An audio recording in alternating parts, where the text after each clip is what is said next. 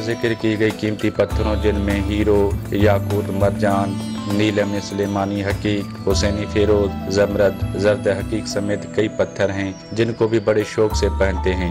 इन कीमती पत्थरों को खरीदने वालों का कहना है कि इन मुकद्दस पत्थरों को पहनने से मुसीबतें और मुश्किलात कम होती हैं और रोजी में बरकत आती है। दूसरी जानिब पत्थरों को बेचने वाले कहते हैं कि ये पत्थर जानदार हैं और पानी भी पीते हैं, जिसकी वजह से इनको पानी के गिलास में डुबो के रखते हैं। ये पत्थर जो है जिक्र करते हैं, कीमती पत्थर हैं, इनके पहनने से इंसान को खुशहाली भी हो जाती है। ये पत्थर हर वक्त अल्लाह का जिक्र करते हैं, इसमें कोई दो राय नहीं कि ये पत्थर जन्नत के हैं। इन कीमती पत्थरों को बेचने वाले और खरीदने वालों का ये अकीदा है, इनके पहनने से जो है इसके जो है रोजी में बरकत भी होती है और ये इस्लामी हवाले से भी बहुत ही कारआमद है।